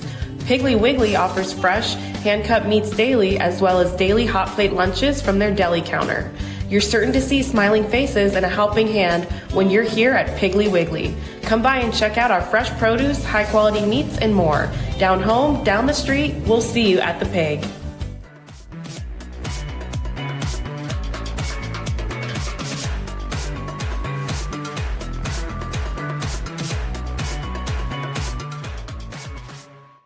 Throwback Thursday continues here on Main Street Sports Today, presented by the Tennessee Orthopedic Alliance of Columbia. I'm Maurice Patton. That is David Wilson, and we are being joined by a second David, David TEEL, our Atlantic Coast Conference insider from the Virginian Pilot in Norfolk. David, good afternoon. Good afternoon, gentlemen. How are you?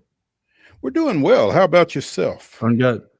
Doing great. I'm ready for a little football. I bet you are, man, and I'm glad you're ready because it's coming ready whether you're ready or not. But what are your thoughts as you head into the ACC season? I know you spend a lot of time on Virginia Tech, among others, but what do you feel like that conference is looking like as we head into it? Is it Clemson again and then everybody else?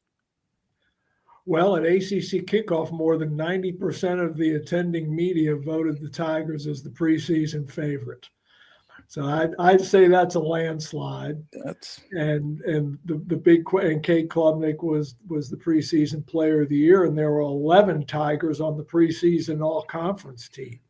I think of 26 players selected, 11 from Clemson. So very much an overwhelming favorite, the Tigers are. But like most or much of the league, we are going to find out a lot about Clemson week one. With the opener at home against LSU, that is one of 7 non-conference games against Power 4 peers for the ACC week one. And all 7 of those opponents, guys, won at least 9 games last season. We took note of that matchup when it was announced earlier this summer, David, from the standpoint that both Clemson and LSU have gotten off to less than rousing starts in their season openers here in the last couple of years. So it felt like the one good thing about Clemson and LSU playing each other right out of the box is one fan base won't be too terribly disappointed anyway. Very, very true. And I think adding a little fuel to the fire, Brian Kelly called Clemson Death Valley Junior, which I'm sure went over really well in Pickens County, and I imagine will be pasted on a few lockers in Clemson's team room. Brian Kelly never met a sour note that he couldn't hit, has he? It's just how he rolls. Yeah, clearly. That's wild. I missed that. Not only will it be pasted on every locker, but it might go out with season tickets, right? It's going to be a night game. I'll be there. Can't wait. Should be interesting. If not Clemson, who? Great question. I voted Miami second. I've been caught by the Hurricanes hype previously, but I just think Corey Heatherman bringing the defensive coordinator in from Minnesota should really upgrade that unit. That's where they faltered late in the season, especially in the regular season finale at Syracuse that kept Miami out of the ACC championship game and opened the door for Clemson to go to Charlotte and defeat SMU and earn a spot in the CFP. But you've got Heatherman coming in. He's got some really good defensive linemen to work with, headlined by Reuben Bain, who in 2023 was the ACC Defensive Rookie of the Year, was nicked up last season. And then you've got the Georgia transfer, Carson Beck, at quarterback. Is that elbow healthy? And if it is, I think the Canes have a really, really good chance to have a special season. You know, as you mentioned, SMU, David, the Mustangs playing in the conference championship game last year, but have you gotten used to Atlantic Coast Conference members, SMU and Stanford yet? And let's not forget Cal Berkeley. So it truly is the all-coast conference. All-coast conference. And, they're in the 5 most populated states in the country, including Texas and California, with the additions of those 3 schools. Stanford and Cal kind of came in last season football-wise with a whimper, but not SMU. You just knew that program that has been itching for so long for a return to the power conference level, and with that kind of money and support, was going to compete immediately. Now, did anyone think that the Mustangs would go 8-0 in the league in the regular season? Probably not. And it took a 56-yard field goal at the gun to beat them in the championship game. And they've got Jennings back at quarterback. They're going to be very good. And Rhett Lashley's teams score points. They're the only program in the country that over the last, I believe, 5 years has averaged at least 35 points a game each season. You kind of mentioned that opening week slate that college football fans are kind of already salivating about, thinking about. I'm going to ask you a question in a game that I've vested rooting interest in as a Notre Dame fan. Obviously, they make the trip down to Miami on that Sunday night, that weekend, to play Miami. You mentioned the defensive struggles that they had last year on that side of the ball. You also mentioned Carson Beck coming over from Georgia. What can we learn about Miami? Obviously, particularly in that game, Notre Dame's defense, particularly last year, was phenomenal under Marcus Freeman, and obviously their secondary is returning some pieces that was really good. So what can we learn about Miami, not only on the offensive side of the ball in that matchup, but defensively as well, against a physical Notre Dame team that'll have Jeremiah Love and Jadarian Price in the running back backfield as well? David, as a Notre Dame fan, can you tell me who the Fighting Irish's quarterback is going to be down there on that Sunday night? Hopefully it's CJ Carr. Okay. That would be my hope. But Kenny Minchie is a mid-state product here from Nashville, so I want to give him his due credit as well. Okay. But no, it's a fascinating matchup. The last time Notre Dame went to Miami, it did not go well. That was back in the Mark Richt era, and the Canes boat raced them in the penultimate week of the regular season.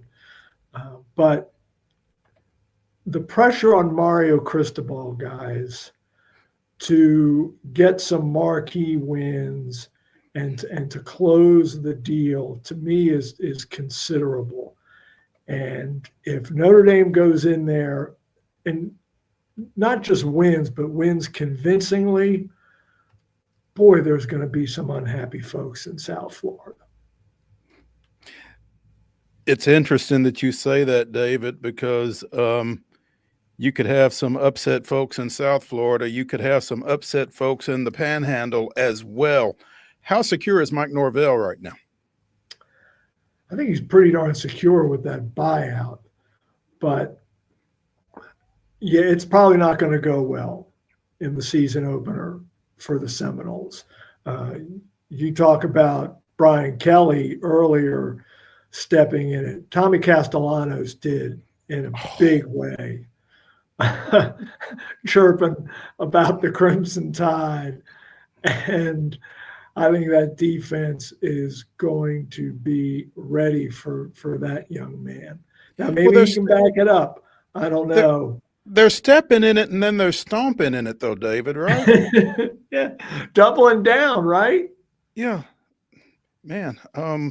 You got their attention. Be careful what you wish for. David TEEL of the Virginian Pilot joining us here on Main Street Sports today, presented by the Tennessee Orthopedic Alliance of Columbia as we talk Atlantic Coast Conference football. And, you know, to your point, you mentioned Clemson is the overwhelming favorite to win that conference.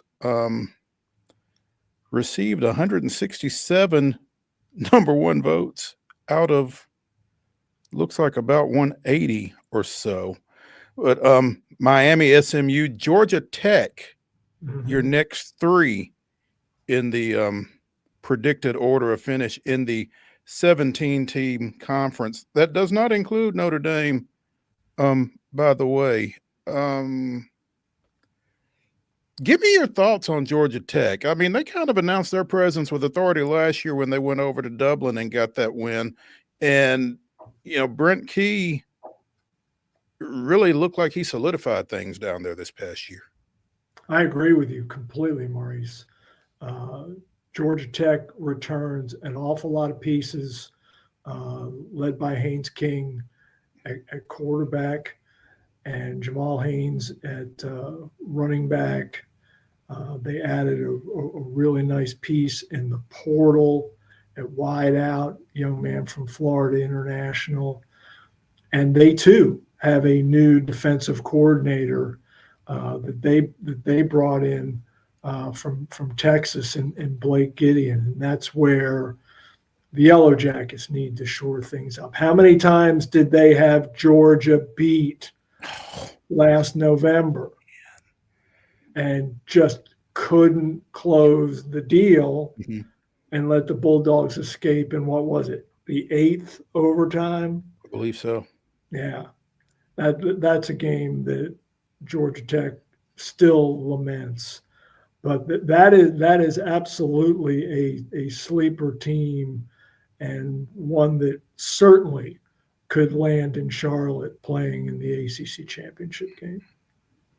And David, we would be remiss to not ask a question about a local program, and obviously a program that is very close to you as well. Vanderbilt making the trip here early in the season up to Blacksburg Lane Stadium. They're going to enter Sandman as they take on the Hokies, a team that they beat down to the wire last year in Nashville. Kind of give me a preview of Virginia Tech and what they kind of have to offer this year, and maybe the challenges that they can present for a Vanderbilt team that's trying to reach bowl eligibility once again under Clark Lee.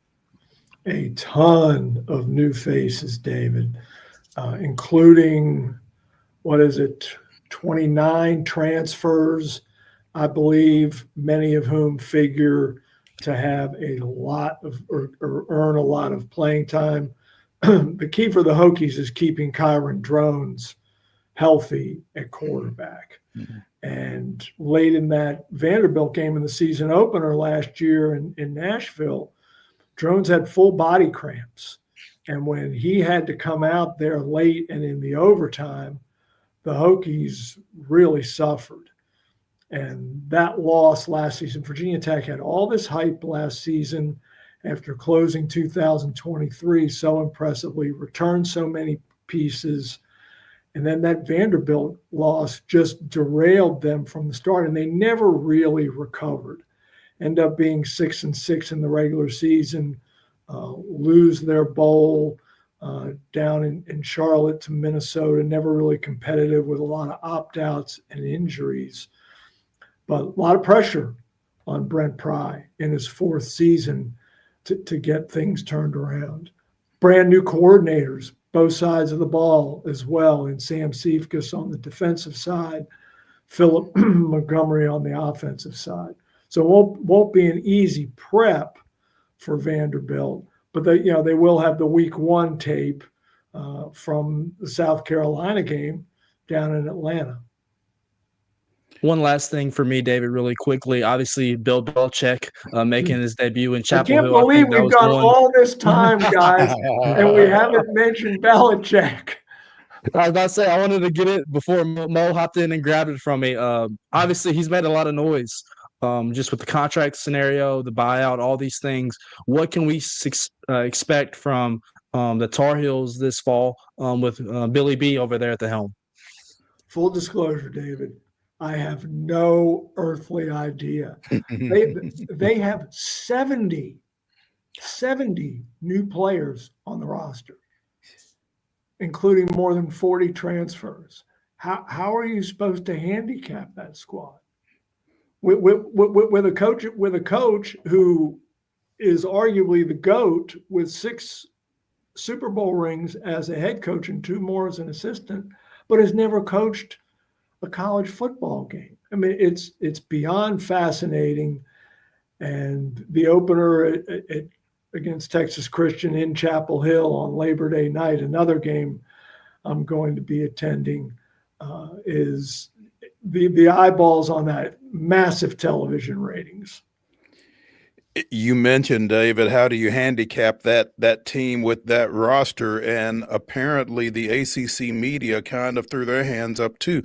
North Carolina picked right in the middle of the 17-team ACC, 8th between Florida State and Pitt. So nobody really knows what to make of the Tar Heels in year 1 under Bill Belichick. I wanted to ask you, though, it felt like Louisville was really kind of gaining some market share in the ACC. Feels like they've stalled out. They're picked 5th in the preseason predictions in this conference. What's your feel for the Cardinals as you head into this year? I think the Cardinals are among the teams that could get to Charlotte. Jeff Brom works wonders with quarterbacks. He's got one now in from Southern California in Miller Moss. He's got the most dynamic running back tandem in the ACC for sure, and perhaps in the country, with Isaac Brown leading the way there. And they're going to score a ton of points. And again, that's another team where the questions are on the defensive side. We've got a local team. David didn't mention it. In addition to Vanderbilt and Virginia Tech playing, you've got Tennessee and Syracuse playing in the I guess it's the Chick-fil-A Classic, I guess. What do you know about Syracuse? I know 2 things about Syracuse, guys. Number 1, no more Kyle McCord off to the NFL. No more Oronde Gadsden off to the NFL. No more Trevor Pena. Lost him in the portal. Plus, perhaps the most brutal schedule in America. They play 4 playoff teams from last season. None of them at home. Oof. Including the Vols on opening night in Atlanta, the 2 ACC playoff teams from a year ago in Clemson and SMU, and, oh, by the way, David's Fighting Irish. Yeah. Fran Brown did a remarkable job last year as a rookie head coach, 10 wins. I think the Orange are going to take a pretty significant step back because of that schedule. Right. Yeah, that's what it sounds like, David. They could take a step back and it not necessarily be any fault of his. No. And guys, these conferences are so bloated that the schedules vary so drastically from season to season. And it's just the luck of the rotation as to who you draw in a certain year. And, and then your non-conference schedule, they picked the wrong year to have Tennessee and Notre Dame on that non-conference docket. Yeah. David TEEL of the Virginian Pilot joining us here on Main Street Sports today, talking a little college football. And David, we would be remiss if we did not ask you about the Norfolk State Spartans and first-year head coach Michael Vick. Another fascinating story. I've known Michael since he was playing high school ball in these parts, and he is the third rookie head coach, former Pro Bowl player in the NFL to take over an HBCU in recent memory.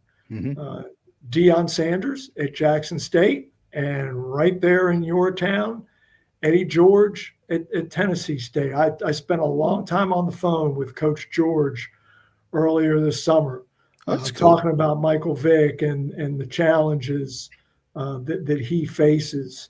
And Eddie happened to see Michael at Ray Lewis's 50th birthday party down in Miami this spring, and they talked, and Eddie gave him some advice, and Eddie thinks that Michael is going to do well. It's going to be so intriguing to watch, much like, Eddie George was so well known there in Nashville from his playing days. He's obviously well known in Ohio, where he is now at Bowling Green.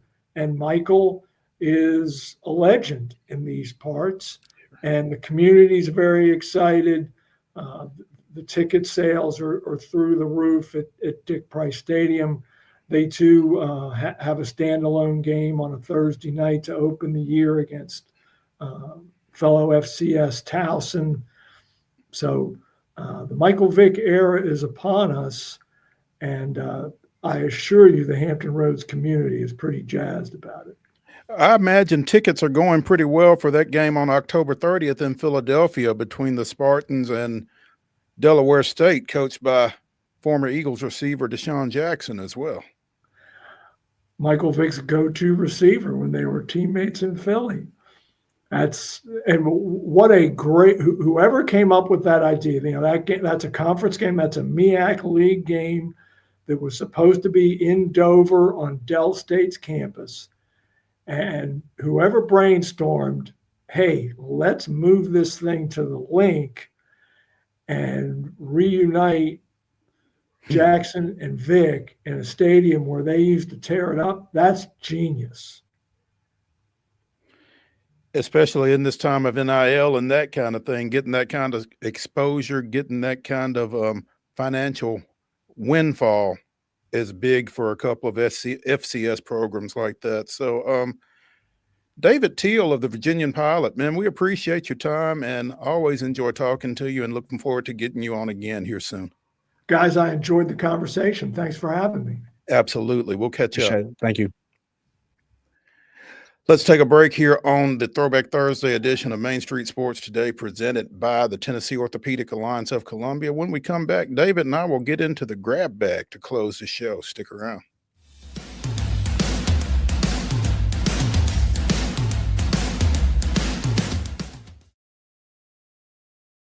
Being in Tennessee, we wanted to try to keep it as local as possible, so we have an entire section of our menu that is just dedicated to local whiskeys like Uncle Nearest, Jack Daniels, of course, George Dickel, Nelson Brothers, Greenbrier whiskey, and all of our taps are all local. From 2 o'clock until midnight, we've got food every day for you guys. A good handful of appetizers, some entrees, and a couple salads and things like that. My name is Ethan Kanata. Please come down and see us at the Pick Lobby Bar here at the Omni in Nashville. At Delta Dental of Tennessee, we know our success begins and ends with providing superior quality service, and that includes serving those who need it most. This year, we're celebrating 25 years of giving back to the community we call home. Delta Dental, along with our Smile 180 Foundation, supports Tennessee's dental colleges and oral health education, children's hospitals, free and reduced cost dental clinics, and other like-minded charities. Here's to the next 25 plus years of ensuring healthy smiles. There's a line that links us all. Most of the time, we don't even think about it, but it's everywhere. Illuminating our neighborhoods, empowering our businesses, and helping us to recharge.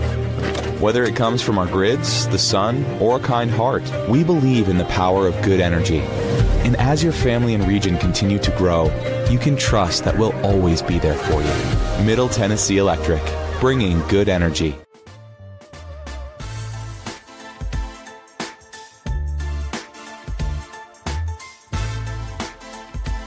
It's the final segment here on the Throwback Thursday edition of Main Street Sports Today, presented by the Tennessee Orthopedic Alliance of Columbia.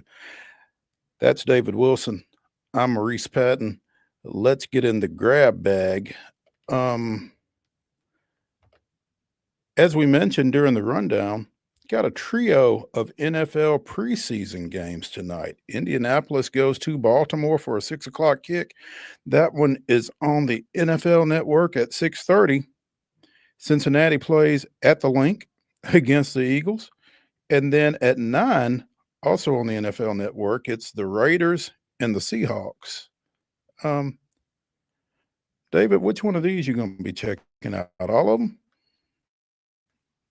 I think there's some interesting games here, Mo. You just kind of ran through them. Obviously, there's a much publicized quarterback battle in Indianapolis with Anthony Richardson there. You have Daniel Jones. They drafted Riley Leonard out of Notre Dame last year. So I think, obviously, for me, is those guys are probably going to get to play in the preseason game. We're going to see some reps. Obviously, the talent for Anthony Richardson is through the roof. He has all the physical tools in the world. It's just putting it together on the field. Obviously, Daniel Jones' tenure in New York did not go as envisioned, being a top 10 pick in the NFL draft, obviously like Richardson. So I'm going to keep my eyes on that quarterback battle in Indianapolis, which obviously has ramifications, and the Titans fans here, and the Titans coaching staff is going to look on that as well. Second thing for me really quickly, Cincinnati has historically, it's been much publicized, got off to slow starts with its regular season. Do they play it's just a question. Do they play some of their guys more in the preseason to ensure that they're crisp and ready to go for the regular season? Because Cincinnati's always been one of those teams that closes the regular season really well. Joe Burrow finds a way to get hot. They're just notorious slow starters in the month of September. That's interesting. I think that's an interesting question there.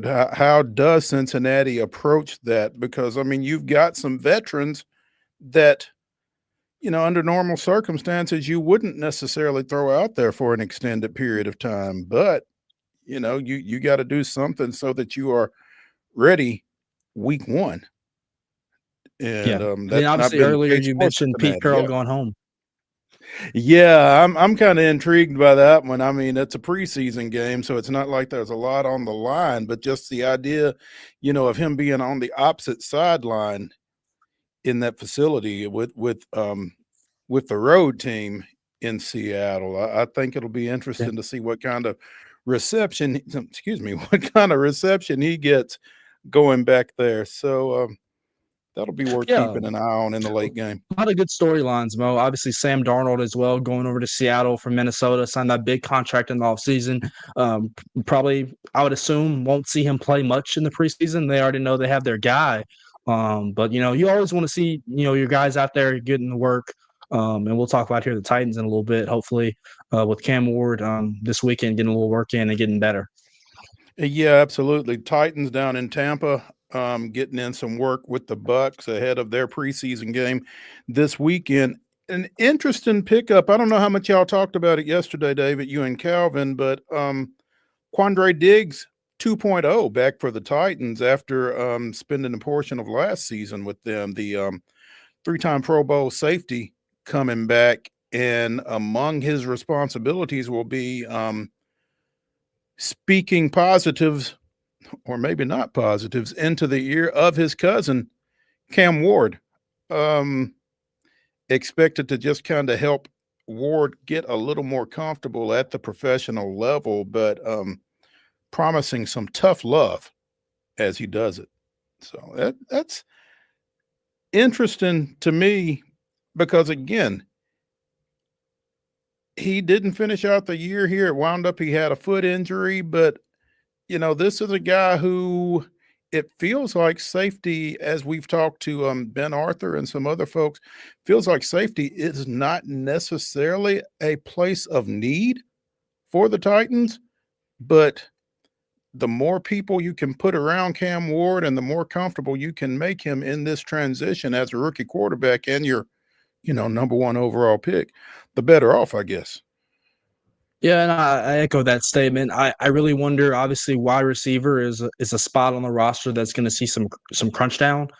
His familiarity, obviously, with his time in college in Miami with Xavier Restrepo, is that a guy that makes the roster, not only the opening day roster, but you would think he at least makes maybe the practice squad because of his familiarity with Cam Ward and that security blanket like mindset that he has. Obviously, with Traylon Burks getting injured, that opens up a roster spot.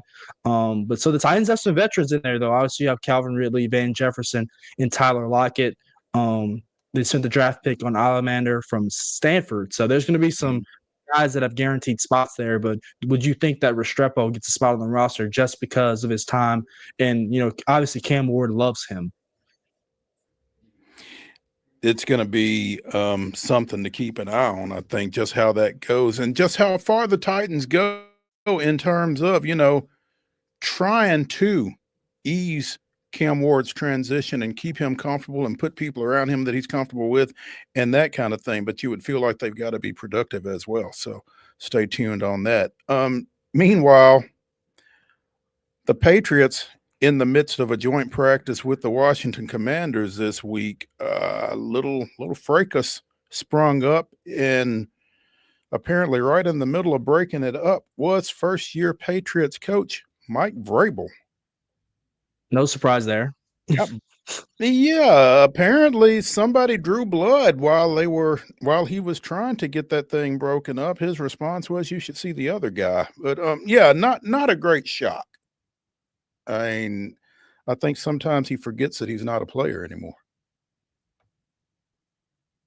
The old coach, though, Mo, I mean, I think everybody would admit that's a guy that you would want to run through a wall for. Obviously, when the Titans let him go and fired him, there was a lot of members of the fan base that were upset about that because Mike Vrabel is such a beloved kind of coach. Obviously, in New England, he's a beloved figure. So, I have a feeling that he'll do well there with Drake May already established as a young gun quarterback. He'll get those guys bought in and get that organization turned around somewhat, and really a tough AFC East that has Josh Allen and the Bills and others. Yeah, that is that's going to be a tough haul. I mean, you feel like Vrabel is equipped for it. I'm not necessarily sure that roster is equipped for it. And as you mentioned, you got Buffalo, you've got Miami, the Jets are the Jets. Sorry, Wade. But it's still going to be a tough climb back to the top for Vrabel and the Patriots, but it'll certainly bear keeping an eye on, I would think. Finally, before we get out of here, the Pinnacle Bank Championship is this week's stop on the Corn Ferry Tour. We mentioned Blades Brown earlier this week. He is through 6 right now, 2 over. So he's going to be closing things out in the opening round at Indian Creek in Omaha, Nebraska late today. We'll get you posted on how he did when we come back tomorrow. So be sure and join us. It'll be Wade Neely and me here for the weekend warm-up edition of Main Street Sports Today, presented by the Tennessee Orthopedic Alliance of Columbia. Appreciate y'all stopping in. We'll see you tomorrow at 2 o'clock.